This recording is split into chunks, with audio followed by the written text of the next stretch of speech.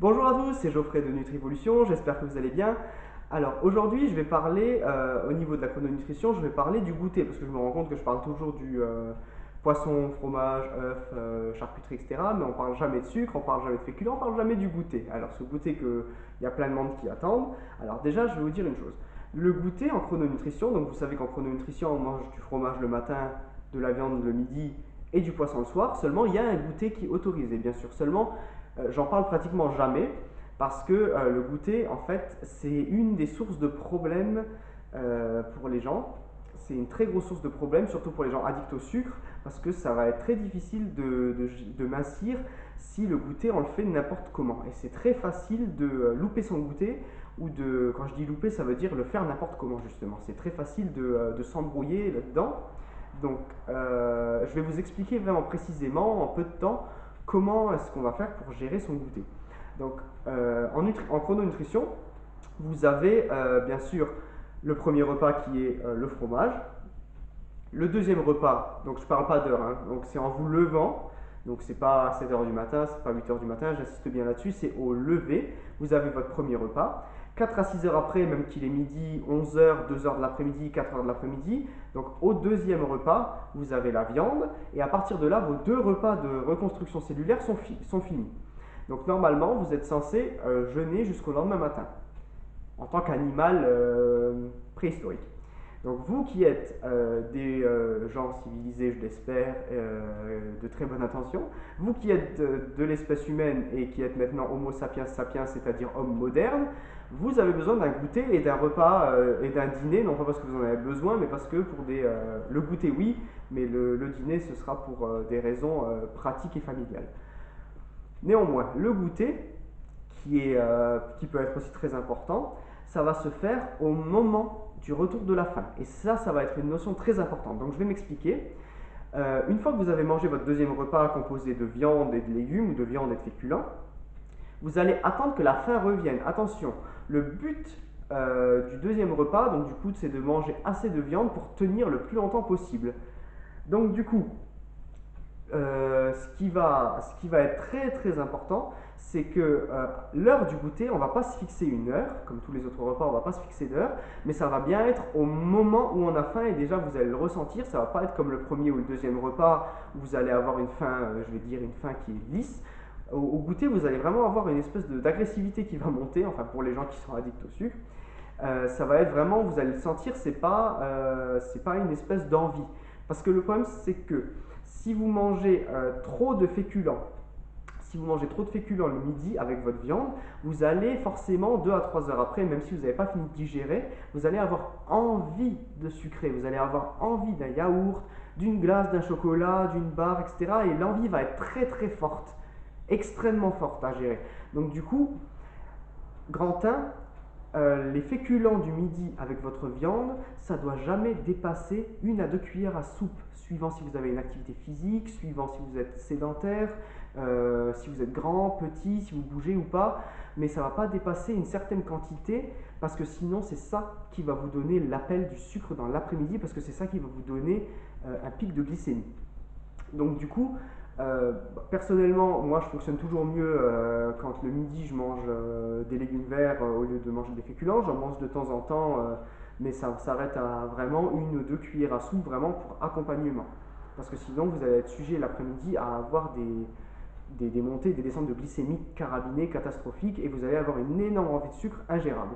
Donc si vous mangez une très grosse quantité de viande, vous mangez même 300 grammes de viande, 300 grammes de bavette ou 300 grammes de côte de bœuf le midi, ou même 350 grammes, peu importe, une énorme côte de bœuf le midi, où vous êtes bien bien calé et vous accompagnez avec 4-5 frites, voilà, ce qui suffit largement comme féculent, vous allez pouvoir tenir 6-7 heures et prendre votre goûter vraiment qu'à l'apparition de la faim. Quand vous sentez, alors une petite astuce pour vous, si vous ne savez pas si vous avez vraiment faim ou pas, ou si vous avez envie, vous pensez à un aliment que vous n'aimez pas tellement, donc un aliment que vous mangez que quand vous avez faim. Par exemple, moi le fromage, bon, j'en mange pour la chrononutrition, mais j'en suis pas extrêmement fan non plus. Je sais que j'en mange le matin, j'ai pris l'habitude, mais j'en suis pas extrêmement fan. J'aime ça, je vais pas en courir après en fait. Donc je me dis au goûter, est-ce que j'ai assez faim pour manger un morceau de fromage. Est-ce que si j'avais un morceau de fromage ou on va dire qu'est-ce que j'aime pas, bon, c'est un peu difficile parce que j'aime un peu tout, mais on va dire voilà, j'ai toujours aimé voilà, le fenouil. Voilà, j'ai toujours détesté le fenouil. Donc je me demande au goûter, est-ce que là je serais capable de m'avaler du fenouil si ça traînerait devant moi? Donc c'est vraiment, si la réponse c'est oui, c'est vraiment que j'ai assez faim pour goûter. C'est vraiment très important parce que le goûter qui est essentiellement composé de sucre, ça va être vraiment la clé de voûte de votre journée. Je m'explique, ça veut dire que le goûter, s'il est pris au mauvais moment, comme c'est pratiquement comme c'est un apport de sucre, si vous le prenez alors que vous êtes en train de métaboliser encore votre viande, vos féculents, vous allez le stocker. C'est clair, c'est net, c'est précis mon explication, vous allez le stocker si vous le prenez pendant que vous êtes en train de digérer. Et la seule façon d'être sûr que vous n'êtes pas en train de digérer quelque chose, posez-vous la question, est-ce que j'ai vraiment faim? Est-ce que je pourrais là grignoter un morceau de bois? Est-ce que je pourrais grignoter ce qui me tombe sous la main? Si c'est le cas, c'est que vous avez faim, c'est pas que vous avez envie. Il faudra bien faire la différence au goûter, j'insiste là-dessus, sur la différence entre faim et envie, ce qui n'est pas du tout la même chose. Parce qu'il y a plein de personnes, après quelques années de chrononutrition, on se rend compte qu'on ne peut plus manger quand on n'a pas faim. Voilà, parce que votre corps, il est designé pour manger uniquement quand vous avez faim. Si jamais vous êtes en train de digérer un gros truc et qu'on vous propose encore une sucrerie, vous dites non, même que vous avez envie, vous ne pouvez pas parce que vous ne pouvez pas. Votre corps, il est fermé à ça, mais ça, c'est après des années de pratique de chrononutrition et de nutrition. Mais au début, si vous êtes encore sujet au sucre, surtout si vous êtes élevé, biberonné au sucre, parce que depuis jeune vous mangez du Nutella, etc., ou vous adorez le sucre, ça va être très très difficile de faire la différence quand vous avez un morceau de sucre devant vous, de faire la différence entre envie et besoin. Donc du coup, faites cet exercice, demandez-vous à ce moment-ci, imaginez un aliment que vous n'aimez pas, que vous mangez quand même quand vous avez faim, mais que vous ne courez pas après. Perso, j'en ai un autre, le blanc de poulet, voilà, je cours pas du tout après le blanc de poulet, j'aime pas trop ça. Je le mange parce que j'ai faim, mais c'est pas un truc que je vais courir après, que je vais manger pour le plaisir.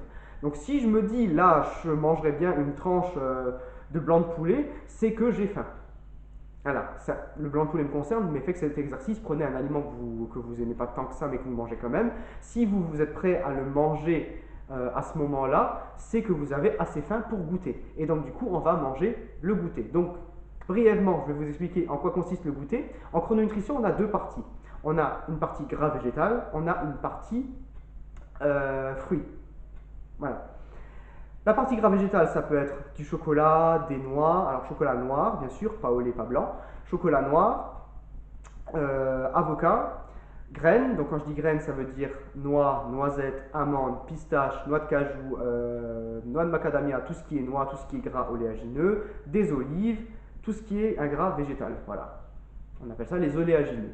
Et vous avez une partie fruits. Donc la partie fruits, pareil, ça va être un sucre pur, donc il va vraiment falloir faire doucement avec ça. Ça va être 1 à 2 cuillères à soupe de fruits, ce qui correspond à peu près à une pomme sans oignon, ce qui correspond à peu près à 2 kiwis, ce qui correspond à peu près à une clémentine. Voilà, ça va être vraiment un fruit ou 2 petits fruits, mais pas énormes. Alors si vous préférez manger du melon, des fraises, des myrtilles, des choses qui sont peu sucrées, libre à vous, c'est encore mieux. Voilà. Donc le goûter en chrononutrition, la base du goûter, je vais revenir dessus parce qu'on va pouvoir avoir des compléments protéinés, etc. Mais la base du goûter, au retour de la faim, ça va être un carreau de chocolat, un gras végétal à raison d'une cuillère à soupe également, une cuillère à soupe de graines, avec 1 à 2 cuillères à soupe de fruits. Voilà. Sachant que si vous n'avez pas mangé assez le midi, que vous attendez correctement pour goûter et qu'après le goûter vous avez faim, vous pouvez très bien manger tout autant de poissons et de fruits de mer que vous voulez le soir parce que c'est un aliment qui ne donne absolument ni poids, ni ventre, ni hanche, ni épaule, ni volume, ni rien du tout. Donc vous pouvez en abuser même, bien sûr vous ne pouvez pas manger 5 kilos, mais manger autant que vous en avez faim du poisson si jamais après le goûter, 2 heures après le goûter, attention c'est aussi une question d'heure, 2 heures après le goûter, vous avez faim. Donc je reprends. Au bout du deuxième repas, viande féculent, vous attendez d'avoir vraiment faim, je vais vous expliquer comment faire, vous attendez d'avoir faim. Si au bout de, de cette faim, vous attendez, vous avez vraiment faim, même qu'il est 10 heures du soir, vous pouvez prendre un goûter. Je vais refaire une vidéo parce que là je vais vous expliquer comment on fait pour avoir, si on sait qu'on a faim pour le goûter. Je vais faire une deuxième vidéo pour vous expliquer en détail comment faire pour quelle quantité prendre pour le goûter. Voilà. Donc je vais faire une deuxième vidéo.